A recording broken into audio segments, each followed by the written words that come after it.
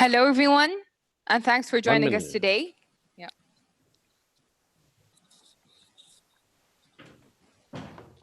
Tara, just broadcasted, so let's give it some time for all the attendees to come in.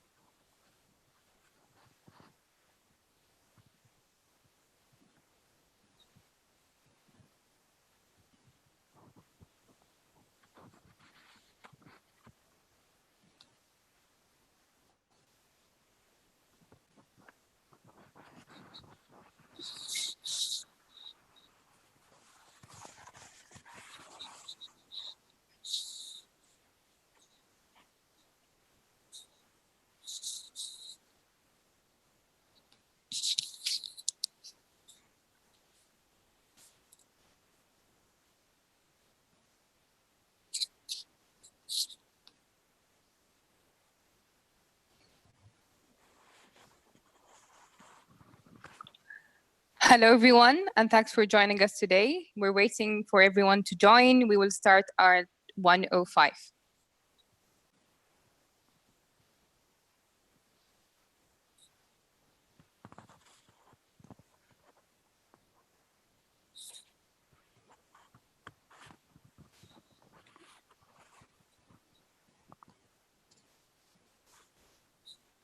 Mr. Mohammed Amir, I believe you've raised your hand. If you have any query, could you please put it in the chat so we can respond to you? Same with Mr. Ahmed Saad as well.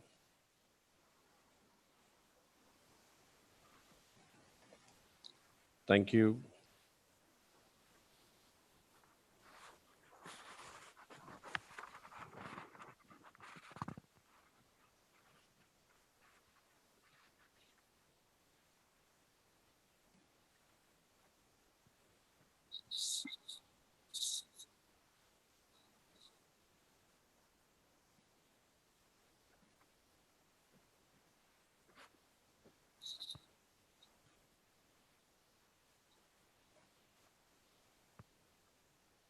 How many participants have we got so far, Neil?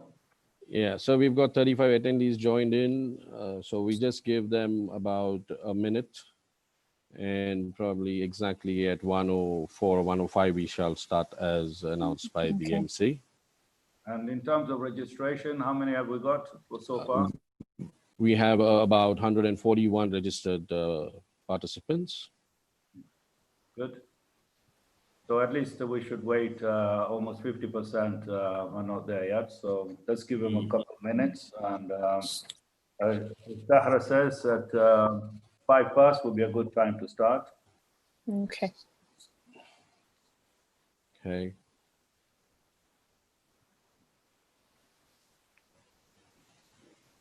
Right.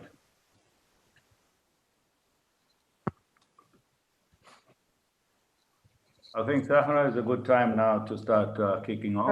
Okay. Yeah. Okay. Assalamu alaikum wa rahmatullahi wa barakatuh. Good afternoon, everyone, and welcome to the Maharat webinar on jobs and skills post-COVID-19. This is Tahra Al-Blushi, your MC for today's webinar session.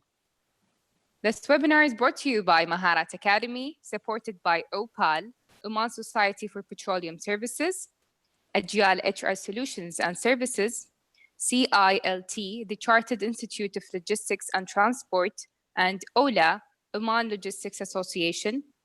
Our digital media partner is Imagine Oman.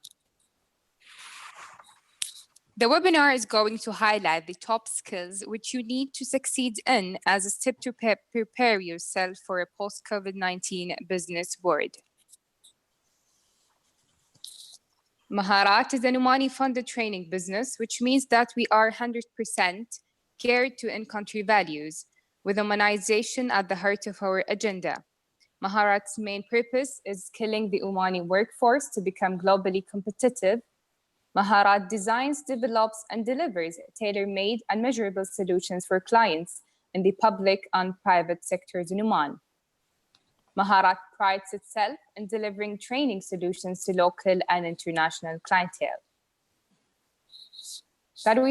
Now that we have covered the introduction, we would like to get into the webinar session. But before that, I would like to brief you all a little on the webinar housekeeping rules, so we will all do not experience any hiccups.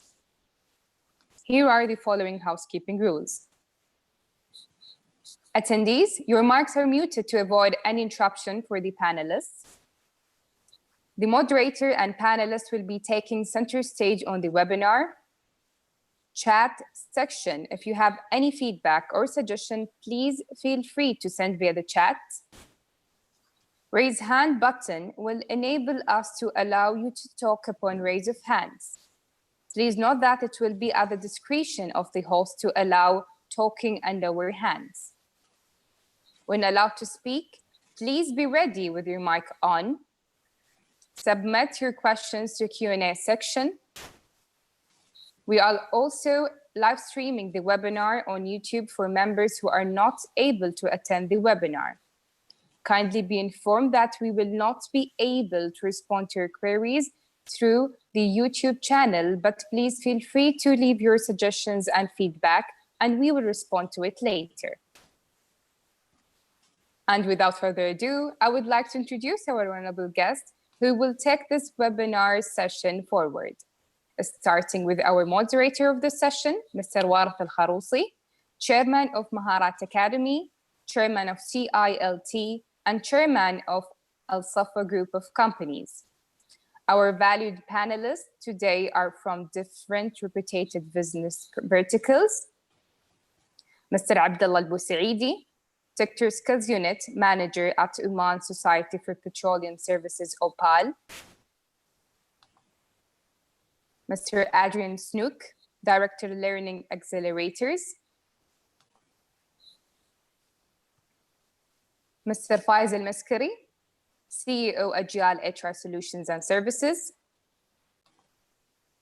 Ms. Nabila Al-Amri, Professional Coach Oman ICF Board Member.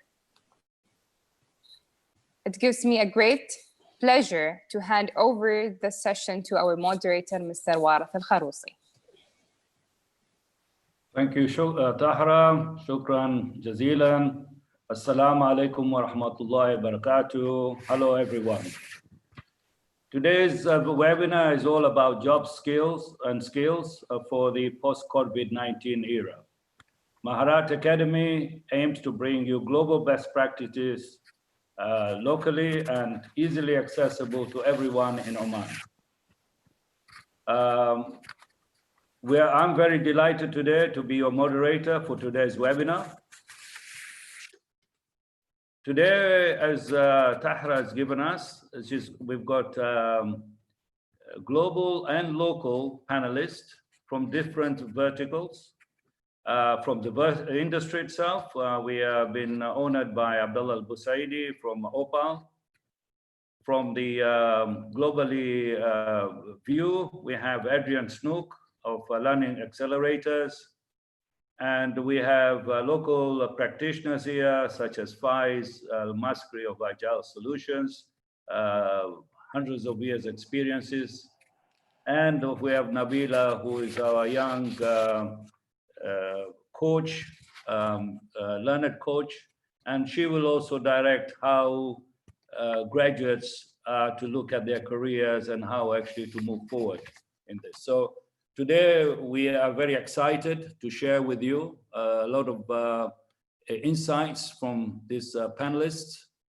And I'm sure there will be some good learnings. And also, we'd like to have your feedback of what else can we do for the public here in Oman and for our audiences. So as Tahra said, there's a chat room and also the question and answers. Please use them so that we get your feedback. And also, we will have some questions that we'd like to ask you, and if you can respond back to us at that time. If without a further ado, I'd like Neil, if you can just present my couple of slides, please.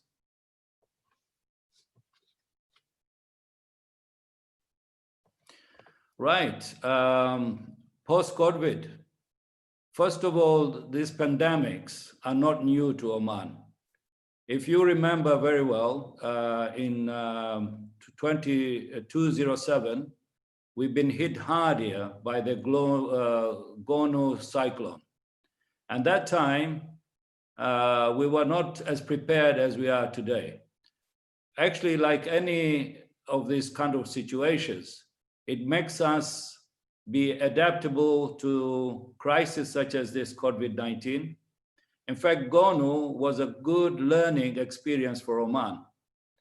At that time, we were hit hard. We didn't hardly have any of the emergency procedures that we could respond as companies. I think the government here did extremely well during the Gonu for 2007. They stabilized the food requirements and all sorts of other things. The power cuts were there and everything else. But within 2-3 days of such a catastrophe, we were back again, having the electricity on, and then having all the supermarkets that have come on to give us the foods, etc. It was quite frightening at that time. But that Gonu was not as big as COVID-19. COVID-19 has been hit the Oman nationally, and also it's hit globally. And although that time we had a short time to regroup, but this time round, the whole shutdown of the country, the lockdowns and other things has made people not be able to get to work and so many different things. But also the technology that we've adapted, like today we are doing these webinars, we were able to do that because during the Gonu time, there was a lot of work that the government did between 2007 and 2020 in terms of e-government, in terms of different areas, and we were able to respond quite well through the COVID-19. I think the first thing that COVID-19 response was to ensure that we all could get access to food, and the supply chains in Oman were well managed. We did not have any issue whatsoever in terms of the supermarket availability of products or anything like that. So the fear of initially people saying that we won't be able to survive was gone in a very short time. And thereafter, we had to adapt to the new world. But I must say, Oman has really adapted very, very well. And with the new technologies, with the broadband now facilities, and so forth. And today we are having a global with a local connect, and we are having our wider Omani audience on a single screen. None of us are in the offices now. We are all actually doing things online. So we are, with this COVID-19, we should be prepared for the future. You know that environmental catastrophe is about to come, climate change, global situations. We have not even got there yet, but let's learn from this, adapt quickly, and maybe mitigate the bigger pandemics or the environmental catastrophes which are coming in the future. Let's be prepared for the future. And this is exactly what we want to think about there, what jobs we need for the future and what skills we need for the future. Next slide, please.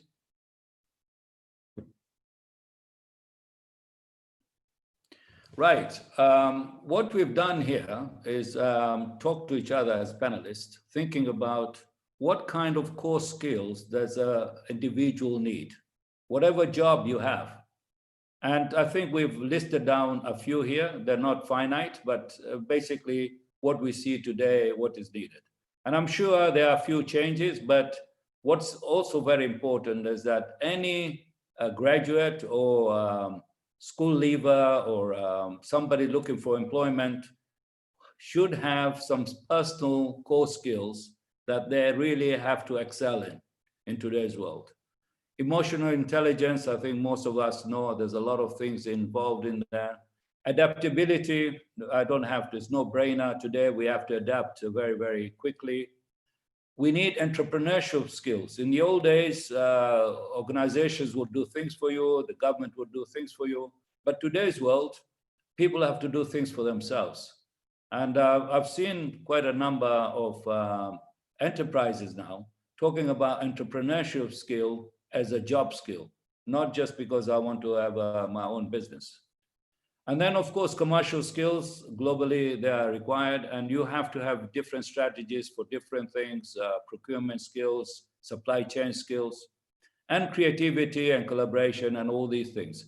Unless you have these core skills, you can go to the industry and start not knowing where to start. So, but if you have these skills, then at least you know where to start from. Now, when it comes to technical skills, I would suggest these would be post your educational academy sort of training. When you go into the business, once you have these core skills, that will adapt you to whatever business that is or whatever skills that are required. And then you sharpen up the skills by learning the technical skills. So you should invest as a graduate on the core skills, and the organizations or whoever you're going to be working for in the future, you should self-develop yourself, and the organization should help you to sharpen up your skills.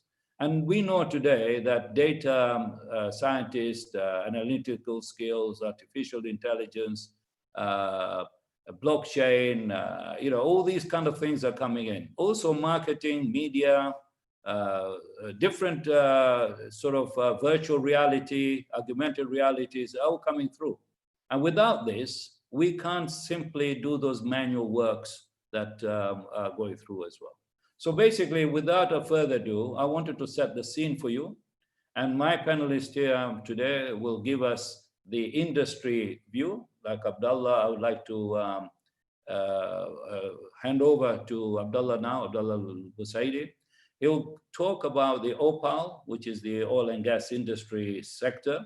And he'll tell us kind of what are they doing about skills, and also how they actually work with their members. So Abdullah, I'd like to leave the floor to you for a few minutes. Give us a few of those insights. Thank you, Sheikh Warith. Assalamu alaikum all. It's a pleasure being in here. And I will show some slides just to elaborate on what we have been said by Warith. Just bear with me.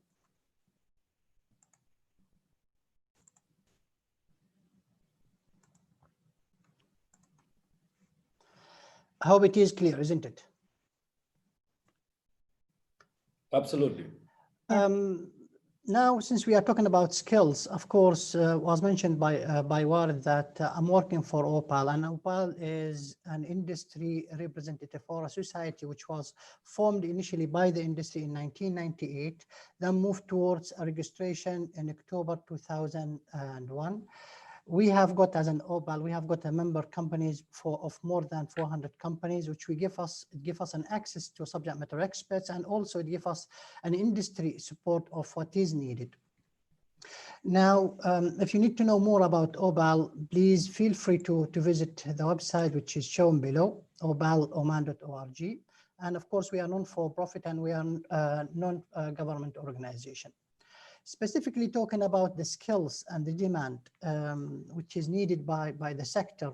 Now we have to align us to have to align with the country vision, which is 2040, and that's where the establishment of the oil and gas sector came through the Tanfeed initiative, which is 2.1. And that was mainly to develop a sustainable skill development system in Oman for the development and maintenance and implementation of the National Occupational Standard, which is called NOS.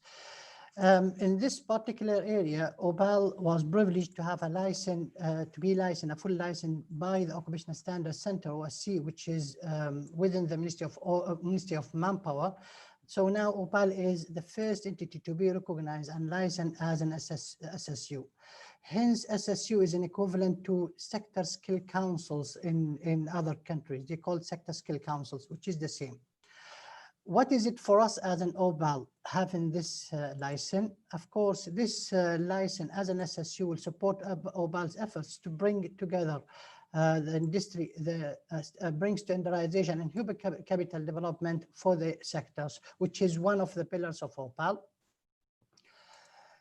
Talking about SSU, what is an SSU and what is the work model of work? Actually, the SSU is an organization that brings together the industry, human resources and academics for conducting research and development activities for the skill development and skill upgradations for Omani youth.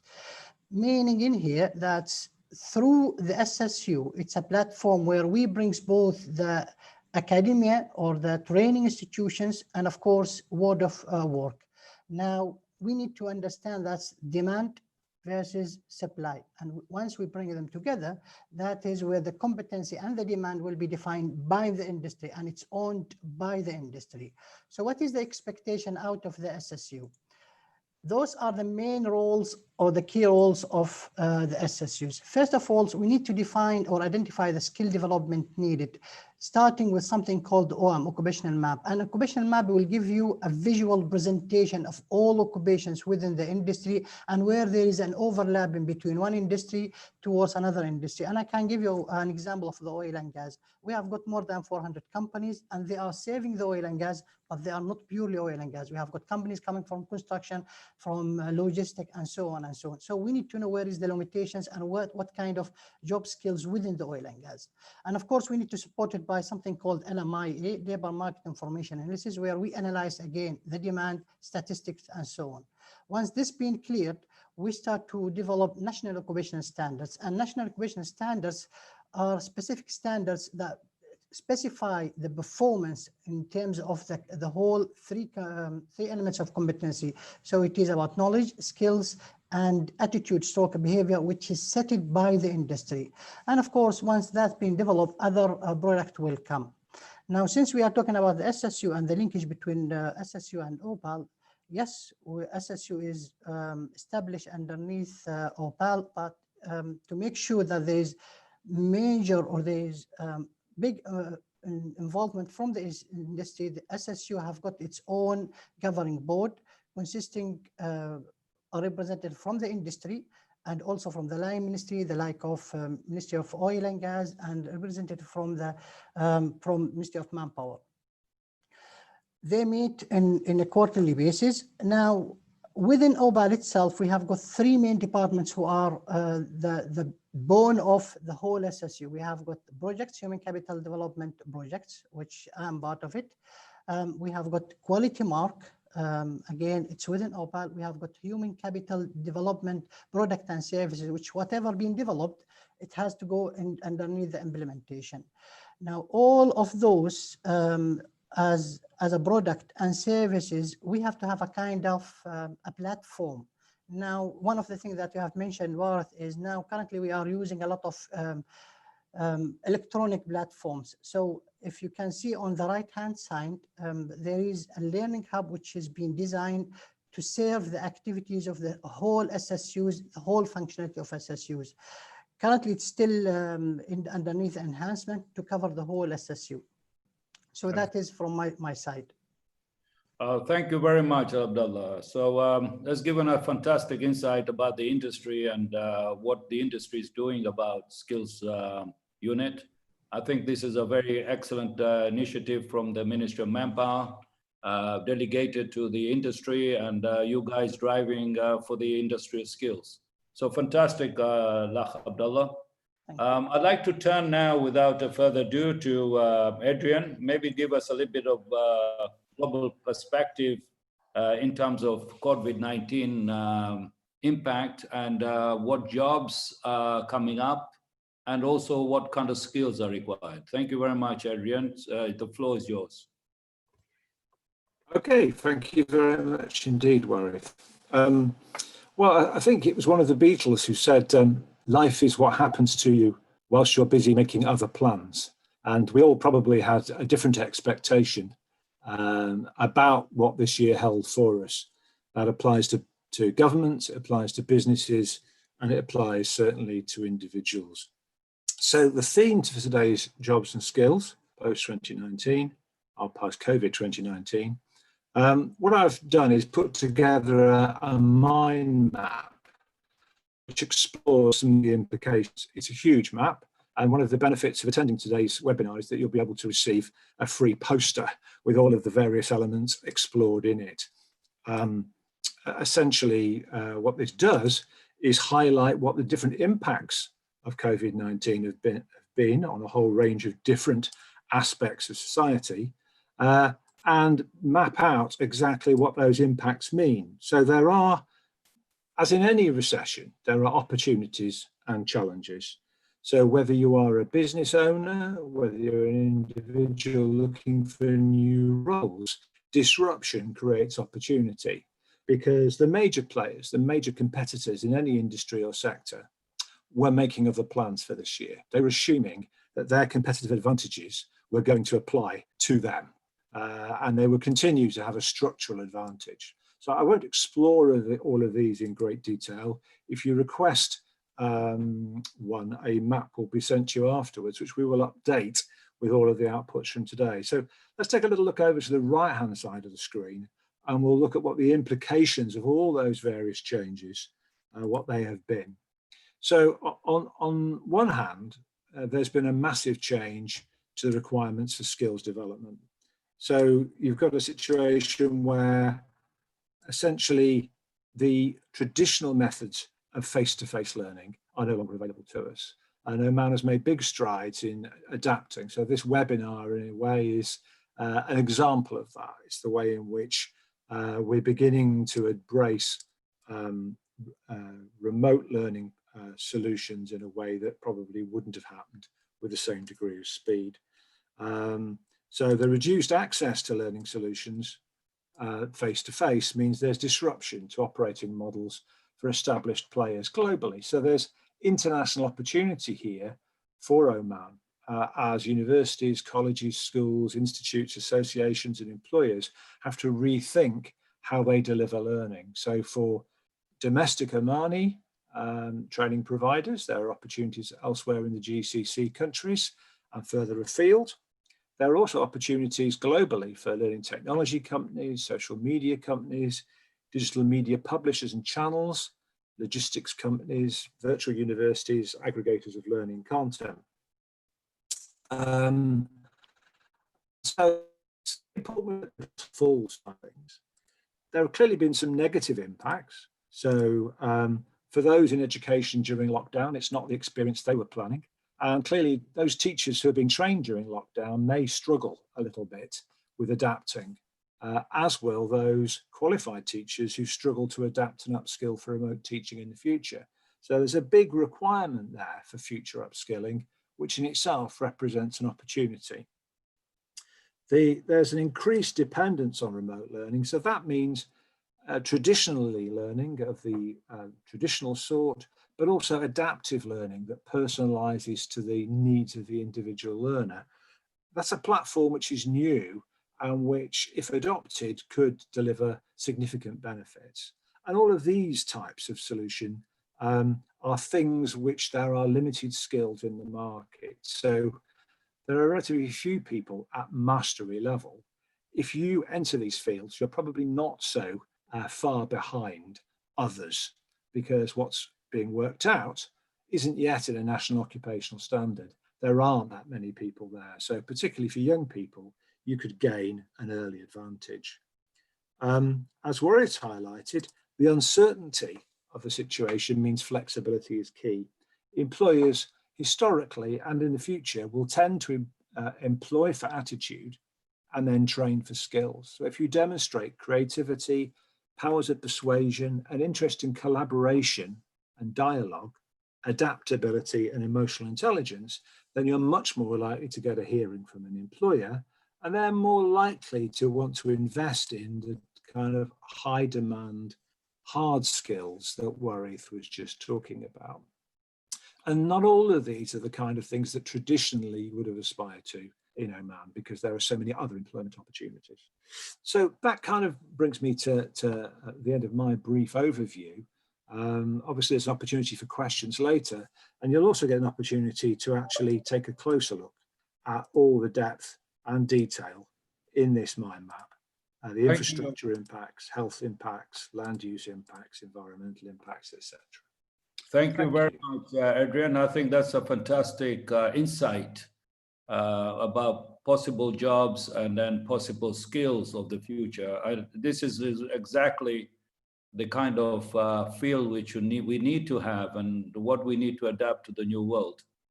I think without a further ado, again, I'm sure we'll have some questions a bit later on. A lot of people have asked that, could you get some of that mind map to them? We'll make sure that each and every person who's connected with us or emailed us, we will send them the mind map as they have wanted. It's a very useful for us to play with, and I think we need to work with it. So without a further ado, I'll ask Faiz here, is a very veteran in terms of recruitment and a veteran in terms of competence development. He's worked for many major organizations such as OQ and ASIAD and a few others. Maybe he can give us a bit of a feel of to what the employers are looking for from job seekers. Okay, thank you very much, Warith, for the introduction.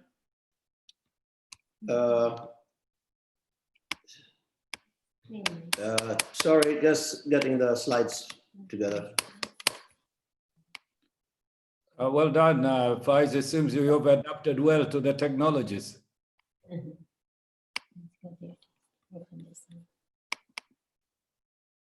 Maybe I spoke too soon. You spoke too soon about competencies, so that's one competency I'm still trying to.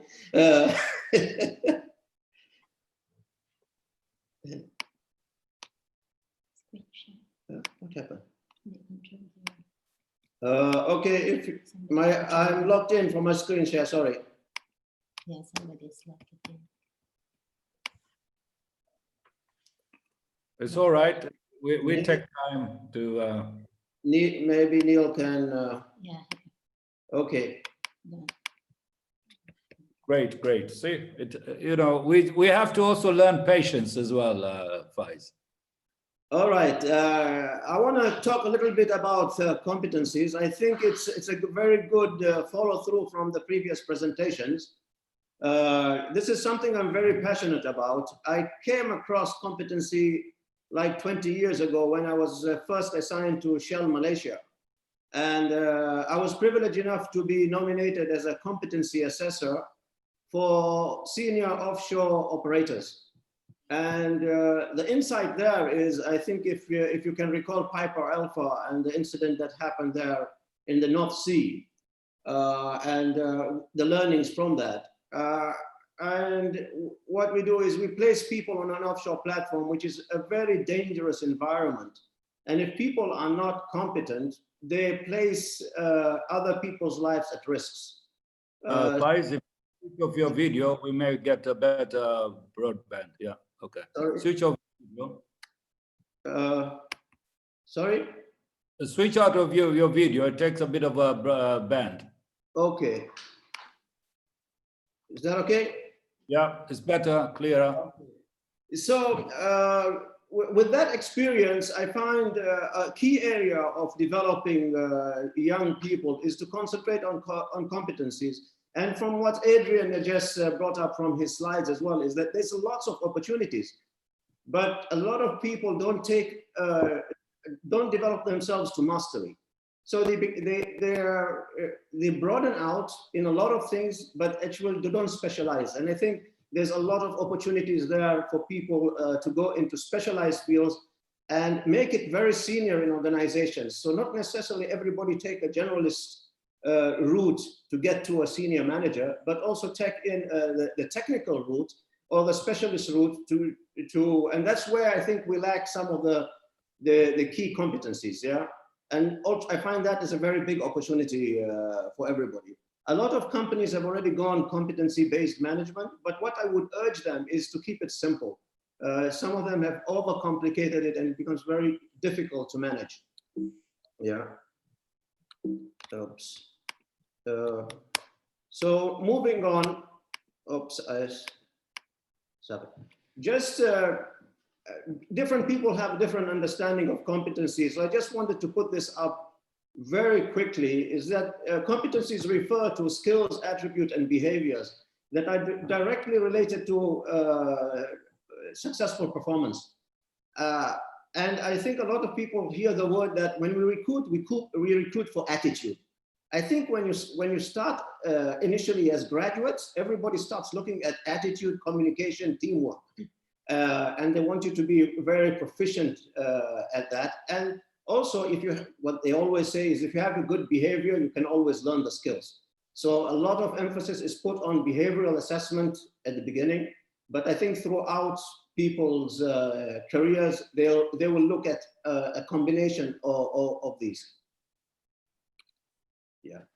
How competencies are used. I think if you look at it now on the whole life cycle of an employee, competencies are used even before joining a company, because now if you look at even job descriptions, you will find that they will highlight the key competencies for the job, and people will be interviewed and assessed against those competencies and rated according to those competencies to win the job. So it's very important to actually establish what competencies that I want to be very proficient to increase my chances for the job. And if you look at the very senior jobs, the competencies change there. We're starting to look more at leadership competencies more than the technical competencies. And when you're going into a technical route or technical ladder, it's very important to address your technical competencies to a skill level of mastery. So as I've indicated in this slide, competencies are used at all areas. They're used in terms of learning and developing, finding out what the training needs for an individual. They're used in terms of performance management systems. They're used in succession management. And if it is designed and implemented well, people don't actually have to go and ask for promotions or moves to different careers or even opportunities into different areas. By having your competencies defined, and also for you to have established competencies in certain areas, you can actually very easily move into different areas of your career. Super. Okay. I just wanted to highlight a few competencies examples here that most of you will be familiar with. And I've just picked 3 here, but I'll also mention a few others. Is on the behavioral. I think very important is people to achieve. Achievement is a lot of the time people, even when we interview, we want to see what have they achieved in the past, and that reflects what they can do in future. Agility, especially in this current climate, is to be agile, very important. Analytical skills, also a very key competency there. In terms of leadership, it's all about managing others, leadership and managing change. So you'll see things like inspiring others, leading change, and embracing diversity. And then you go to the technical, where I stressed as a very big opportunity here, is people to build their proficiency levels in their areas of discipline. And I've mentioned a few there, whether it's in accounts, in human resource, supply chain, and so on and so forth. And you'll find a lot of people still generous, but if you look at people in specialist roles, I'll give you a very good example, is that we have been looking to hire somebody as a compensation and benefit specialist. And a lot of people are doing payroll. So all they do is administer payroll, but they are not specialists in compensation and benefit. So there's a very big difference there, is that the title says something, but when you actually come and assess these people, you'll find them, they're just doing an administrative role in terms of that. So there's a big opportunity for people in that area, for instance, to improve and have further opportunities in their career to grow. Some companies also, what I'd like to add here, is that they also look at organization competencies. So if it's a high-tech company, they will want people, creative people and innovative people. So they'll have a couple of competencies which says anybody that comes into this company, we want them to have at least these 2 competencies are key for the success of this company.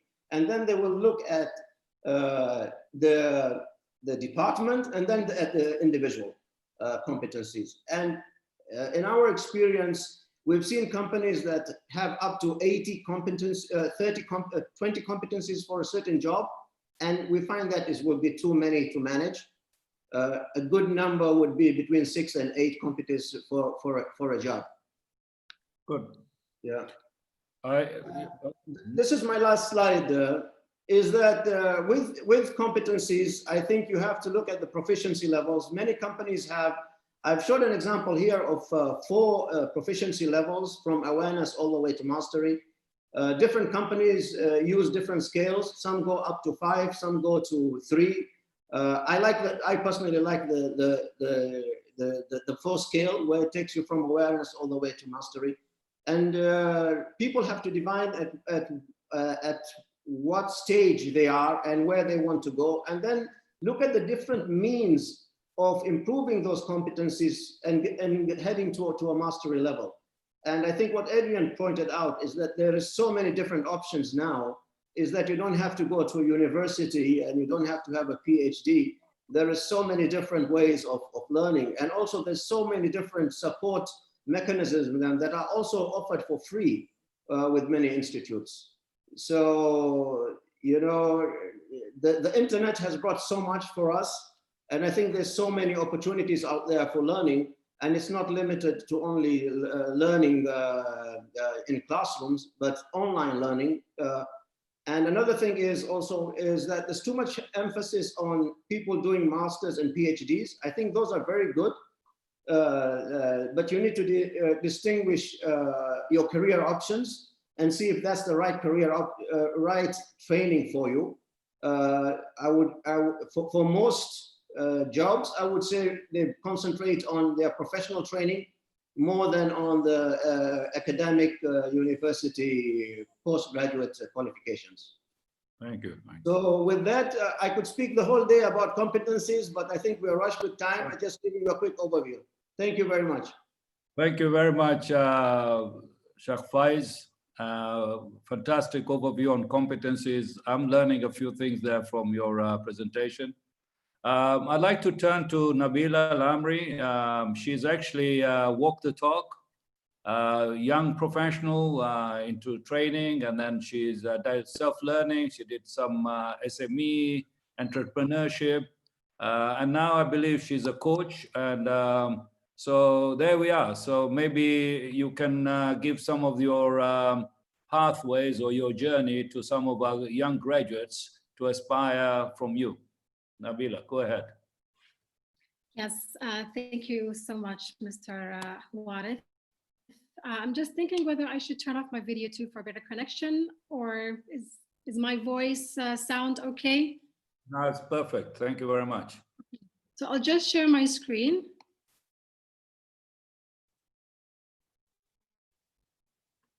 So I would like to, let me just turn this one off as well. Right. So I would like to bring your attention to a different perspective, and my speech specifically will be targeting graduates. So everybody has covered different areas with, you know, recruitment and how to get into the market, but I would like to specifically talk to the graduates on what they should do and how they should take all of this in. So we have all been trying to fill the unemployability gap for a couple of years now. This is why we are here today. This is our passion. We want to help all the graduates to be employable. Now, we know that graduates are unemployable because they lack all the skills that they need. And these skills have been mentioned over and over again, and we've seen them today in the slides. And the question here is it possible to make them all obtain the necessary skills? That's our aim, right? So, but however, I would like the graduates to have a different mindset, to change their mindset and up their game a little bit because it's a tough market. To train them all and be employable is definitely something we aim for, but it's currently a challenge. It has been a challenge for many, many years. So what's going to happen next? Are they still going to be waiting for them, for the organizations to train them? So their mindset has to change, and they have to think differently. And instead of having a fixed mindset, have a correct mindset by saying, I will be able to train myself, develop myself. So as a graduate, if you are a graduate, you need to research more on what skills you need to obtain. You need to be, you know, you're aiming to be a perfect candidate for a specific organization or a job. And in order to do that, you need to find out by yourself how that can happen. You cannot just wait to be spoon-fed. Organizations will train you, will make you the perfect fit for a specific position, but before even getting that job, you need to have some kind of professional skills. Maybe some licenses you need to look for, courses. Mr. Faiz just pointed that out now, there's a lot of e-learning as well. So that comes up with your innovative mind. How can you find the different courses? So how can you find all the licenses that you need to, to obtain for a specific position? How can you make yourself the perfect candidate in comparison to other candidates that are out there, which, how can you compare yourself to other people? So when one looks at a career path, we normally look at a career path at the beginning of our career. You aim to get a degree and you see the degree is here and then you see the career there, a specific position that you aim for. But that's not how it works. It's not a straight line. It's not just about having the degree. Again, Mr. Faiz pointed that out right now, or a master's or a PhD, but a career is actually a journey with a lot of turns, a lot of humps and bumps. It's a whole different experience. So once you have that degree, you cannot expect yourself to just get the career that you want, or you have a vision and a mission, but how can you get there is a different story. There may be a change with your path, and the change could include maybe economical change, maybe could be company change. We have changes happening now because of the pandemic. So you have to know and learn how to go about, and as Mr. Warith pointed out as well, adapt to the change. Then maybe there's other opportunities that you may find on your way to your career. There may be different things that you may come across. You may be offered different positions, a different path, and that gives you a different turn. As well, there may be a sudden drop. Again, with this pandemic, it's showing us a huge example of a sudden drop. So many people have lost their jobs. Some people have, their salaries have been cut to half. And this is a sudden drop for a lot of people. So how can you adapt to this sudden drop and pick up yourself and go forward with your career? And maybe there's a change of interest. So you yourself might find that you're not interested anymore in what you're doing and find something else, find a different opportunity. Something else has come up, just like the blockchains. This has created a huge disruption in the job market, and people have diverted their jobs. And that's how you create a successful career for yourself. And this is the way to go with this, in order for you to get to a successful career. There's no straight line. It's not about getting your degree and just, degree and then straight away into that job. So how can you get there? You need to prepare yourself. And so you need to know what you want. First of all, you need to, and why do you want it? This is something you need to really know after you've graduated, and sometimes before you even get on board your degree or major that you want to take. How can you grow in that job is a plan you have to create for yourself. There are organizations, and it's a responsibility of many organizations for them to create a perfect career path for you, but it's not up to them to plan it for you. It's up to you to know what you want, and therefore you plan how you grow in that job. And what are the positions that you have to go through to reach to your end target? If you want to be a CEO of a company, it's not going to happen overnight. You need to plan for it. So how can you get there? What experience do you need? How long do you need to obtain that experience? What knowledge, training? What do you need to get there, basically, in simple words? How long does each transition take? So in order for you to reach to a specific position, like the CEO, as I just mentioned, you need to go through various positions until you get to that position. How many years does it take for each position? How many hours would you have to work, maybe within different organizations? What is the salary for each position?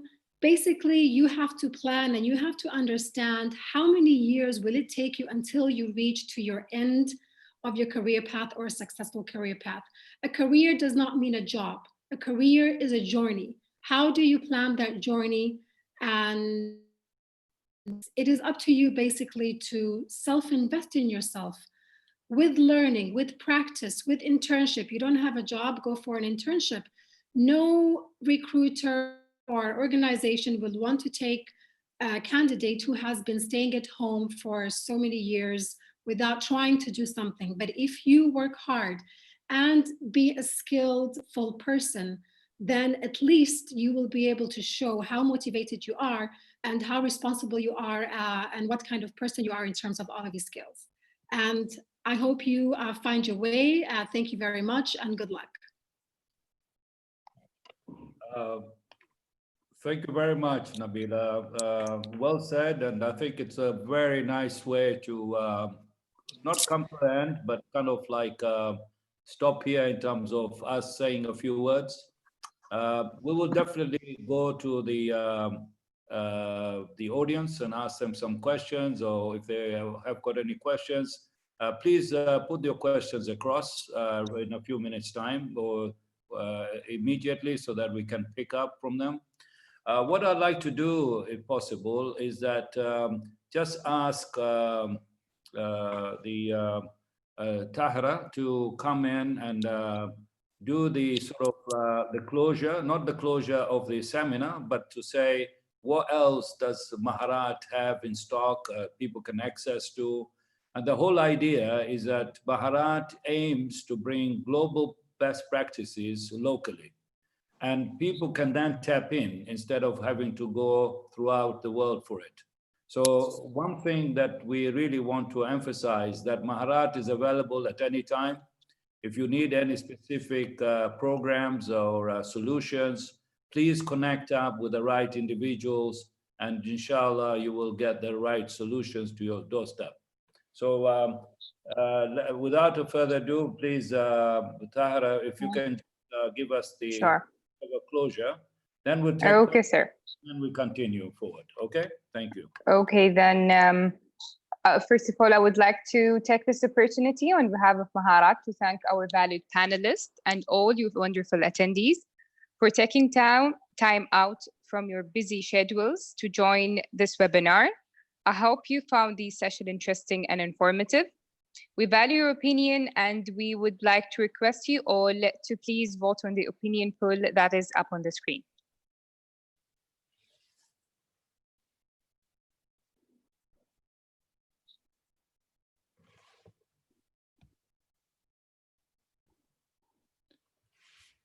I'm told as a panelist, I cannot vote.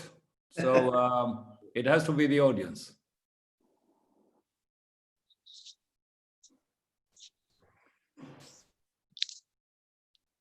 I think it's the same case with us as well. Yeah. No cheating. Good. Yeah. So we hope to bring you more interesting webinar topics in the future. Speaking of future, please note and book your calendar for our upcoming webinar session and our ongoing training courses. Please feel free to register for our courses through our website, www.maharat.om, and follow us on our social media platforms for updates on the upcoming events and courses.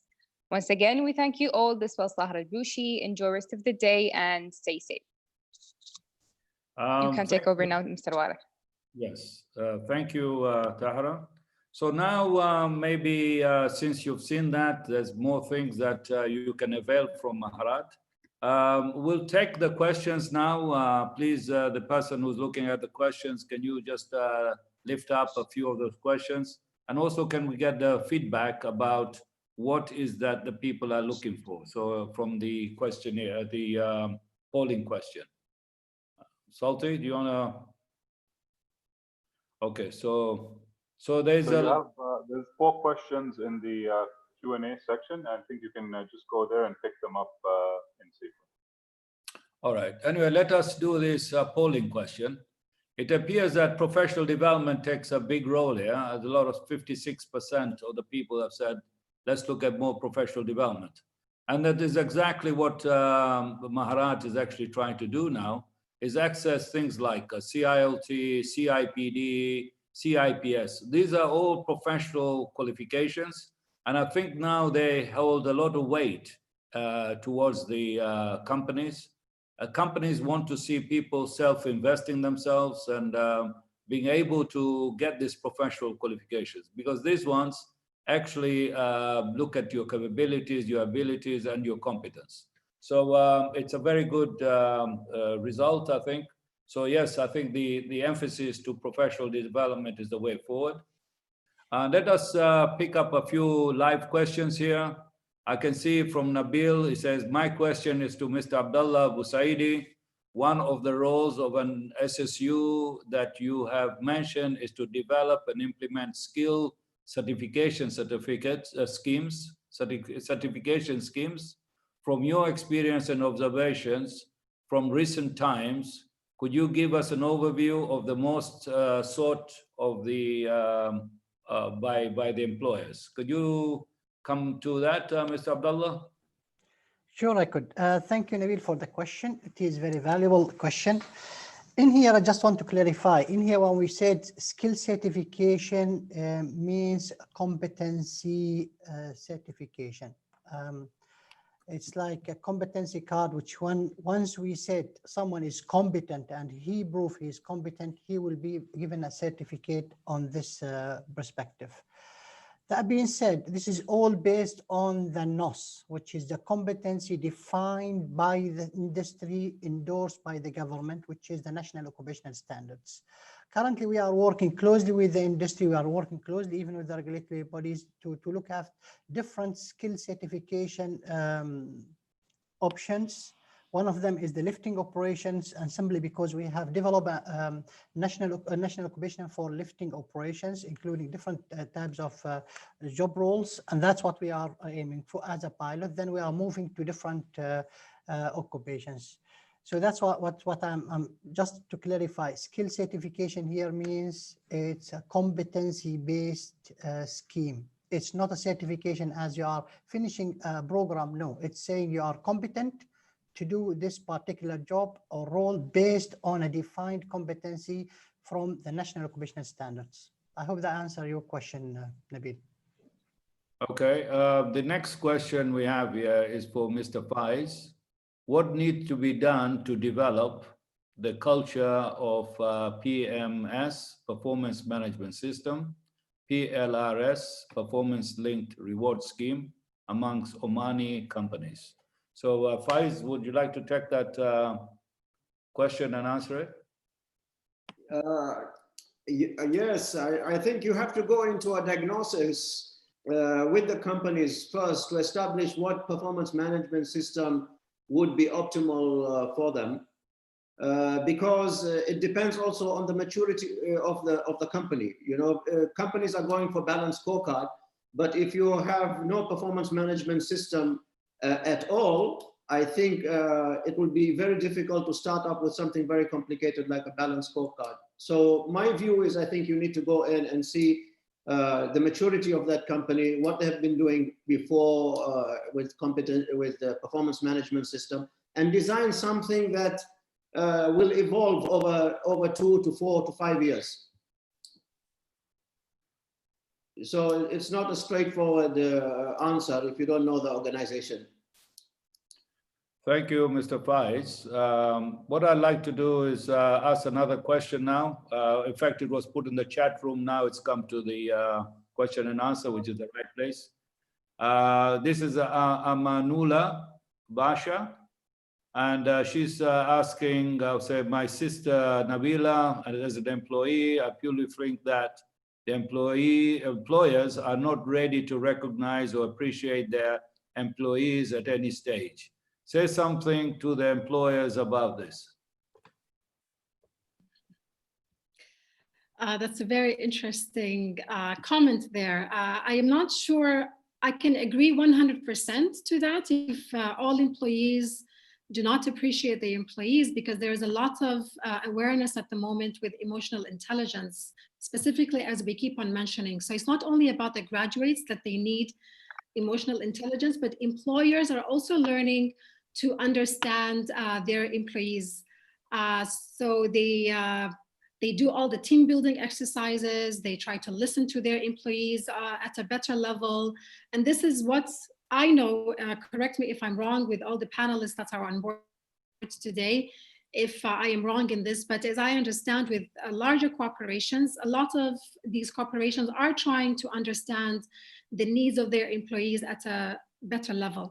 But what I was saying is that as a fresh graduate or somebody who's looking for a different job, you need to also try and understand what the employer requires of you so that you can both be compatible and there should be flexibility from both sides. I wonder if I answered your question and if there's any panelist that wants to add on top of what I've just said. If I may add, normally the company, such a companies are losing in their image and they don't have a competitive advantage or competitive actually as an image. And most of the time, if such an organization are in this attitude, they will lose their talents in the long term. That's my opinion. Good. I hope that answers. Anyway, we are around. We're not going anywhere. So if you want follow-up discussions, we are most happy. Abdullah will be happy. He's just around the Opal there, his office. You can visit them. Nabila is a regular coach, and she's very much in the social media. So please connect with us anytime. So anyway, the last question I'd like to take is Jinan Al-Kharousi. Most of the jobs require 5 to 7 years experience as a fresh graduate.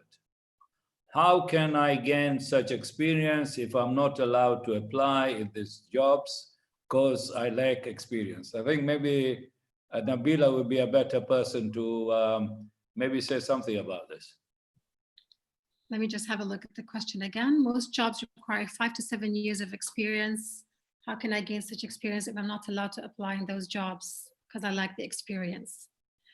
All right, yes, this is where we are all struggling at the moment with trying to fill in the employability gap. This is why this webinar is on today for this specific reason. So you need to make yourself employable. I know it's difficult for you or for others to get a job because a lot of jobs require 5 to 7 years, but you need to also sit back and think, what is that job you're applying for and how are you employable to that job? Do you really have the skills, or are you applying for something that is higher than what you actually have? Sometimes you have to start lower, even though you don't like to, but you need to start lower so that you can go through all the channels until you get to your end target. Unfortunately, this is the way, and actually it's at your advantage because, and then when you do get up to that level that you want to, you already went through all the channels and you know what goes on in all of these channels so that when people are under you, you will know how to guide them and how to lead them. Great. In fact, this is a very nice question, and I think Nabila has given a good overview. I'd like to actually take it to other panelists as well. For instance, like Faiz, would you like to put some thoughts to this? I think what Nabila pointed out is don't wait for a job. Don't wait for a job, because I think there's lots of things. If you have the right skills and the right attitude, there's lots of things you can start doing from home. And if you've got a skill, nurture that skill. And there's so many things that you can just learn online now. And most of it would be surprised at how much you can learn for free. And, you know, I know young people who started just designing websites, very simple, for small SMEs who cannot afford to pay a lot of amount for a website. And they can make a better salary than looking for a job. So I think there's lots of things you can start. You can make cookies, you can do whatever, but I think there's lots of opportunities out there. You just have to be serious enough to say, listen, I want to do something with my life. I can't get a job. What else can I do? What other options are there? And if you really look hard enough, there is a lot of services that are required. And I think Adrian pointed out, there's so many new things, so many new technologies coming about that people are not familiar with and need to be trained on. And if you can self-learn these things and then you share this learning with other people, it's great, even with other graduates. So they need to make a move, I think, by themselves, and they can come to us in Agial, and we could give them advice on, if we know what their interests are, we'll be more than happy to help them and guide them to see what they can do. Very good. In fact, great. I will also try to get Adrian as well. What is your perspective? I think you've shown a number of completely brand new type of skills required, and you can easily get into those things. Yes, I think there's a low barrier to entry for some skills. There are so many tools and technologies that are available free on the internet these days. There are so many development options via people like Coursera and Udemy, where you can learn for free from world-class institutions and brands like IBM or Google or from Harvard. Those types of opportunities are available to you free of charge. So the limitation is only your own imagination. And this is my 4th or maybe 5th recession. But in my 2nd recession, I basically wanted to do something totally different. Nobody would back me doing it. So I set up my own video production company with very slender resources and very slender skills. But it is possible to do these things if you pick the right opportunity. Consider whether you can back yourself, whether you've got some funding available, some seed funding from friends or family, or indeed whether there are government grants available to help you back yourself if you can't find somebody else who would back you. But I've known businesses built on virtually no experience and virtually no expertise, providing nobody else has got any experience or expertise either. And that's the situation for so many of these new and emerging technologies. So rather than compete in a job market with 16,000 qualified oil and gas workers, you have to ask yourself, maybe there's a better opportunity in some of the emerging areas which are being disrupted thanks to COVID-19. Yeah, okay. So I'm going to throw the last question to Abdullah. Well, can I add something in here? I agree with all the panelists. Yes. Yes, there are a lot of opportunities in here, and actually the new generation have got more privilege than the old generation in terms of the availability of knowledge. The knowledge is over there, so you can educate yourself. There is no doubt about it. Talking about linkage and talking about filling up the gaps, through the SSU, of course, as I mentioned earlier, we have got an arm in here, or a department called Human Capital Development Product and Services, where we are trying to reactivate the apprenticeship programs, where he or she will be in a job through either OGT or one of those schemes that's to learn skills required for him to be more employable and more has got the skills needed to fill up that jobs. That being said, I believe that's one of the requirements even for a higher education is you have to have the internship within your training or within your educations. This is my personal observation in here. What I've noticed is some of the students, they don't take it serious. It's just like a phase where they want to take a mark. I have done my internship and that is it. There are so many organizations who are offering internship, and we are trying through OPAL, we are encouraging our members to take internship because it's a kind of CSR where you return back to the community, where you train someone, where just give him that kind of open a door for him to have an insight of the work experience. So that's what I want to say. As I said, we have got within OPAL, we are reactivating, or we are working hard in apprenticeship, long and short programs, as well as we have got an OGT detected just for such schemes. Thank you. Great. Thank you very much for that. I'll take the last two and combine them, and then we can do a wrap up. There's a question here from Wadir. Do you think going forward post-COVID-19, will most graduates be a freelancer to have a diversified job, to have a diverse jobs? Well, I think the answer we always say is that please self-educate, self-invest. So yeah, be a freelancer, learn the job, and then you probably get the job, or you will be an entrepreneur yourself. So being a freelancer is a good thing.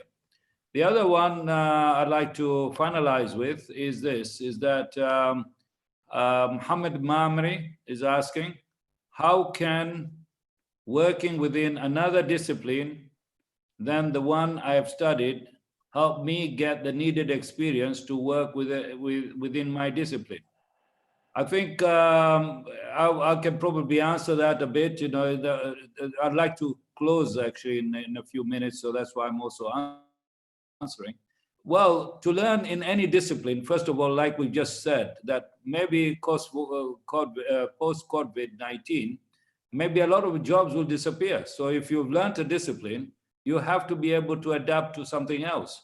So learning is a process. Whether you're in one discipline or the other, you just do it and then adapt. And if you can't adapt and you still want to go back to your original discipline, I think that's going backwards. So I feel that try as much as possible just to keep on going. You have a journey, you have challenges, and within those challenges, try to find another path. No better than a graph that Nabil has put up before, with all these complex routes, some of them going backwards, some of them going forward. But you want to have success, you got to do a bit of both, and then maybe align yourself to the success. So I'd like to wrap up there, please, if you don't mind, all of you. Unless there's something burning, questions, etc., please do feel free to email us, connect with us.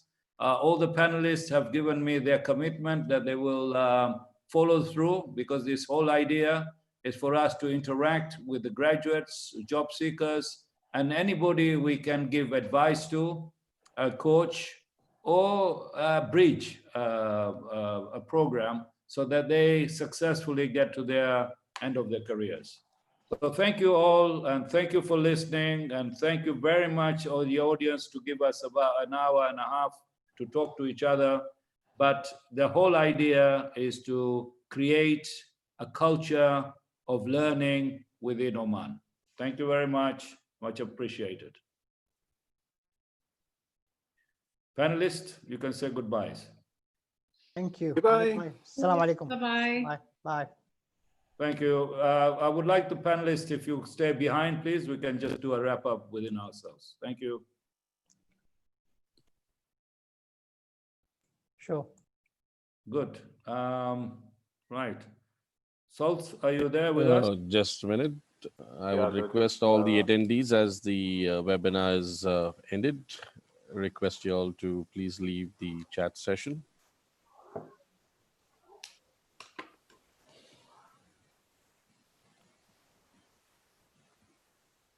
So I'll just give about 2 minutes till everybody leaves.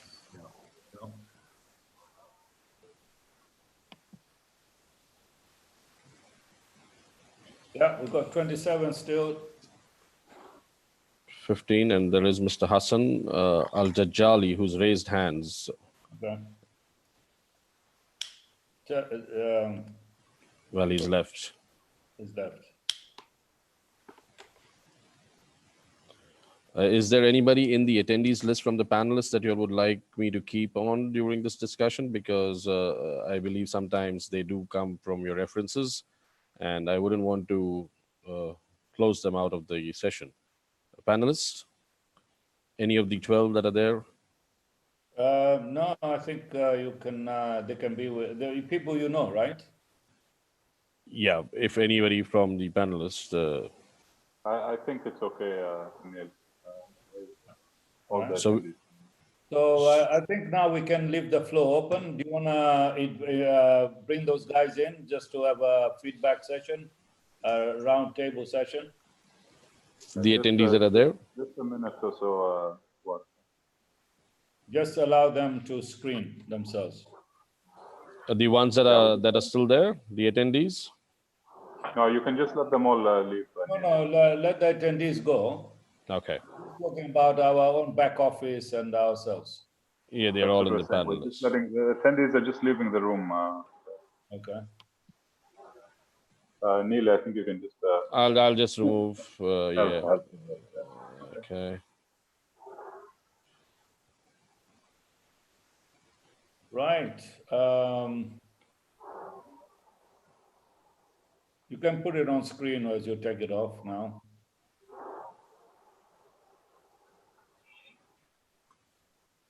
Hello? Yeah, just a second. They're just finishing off, and they'll bring the screens back. Okay. One or two. Well, just a minute. You know, stop the YouTube live. Yes, sir.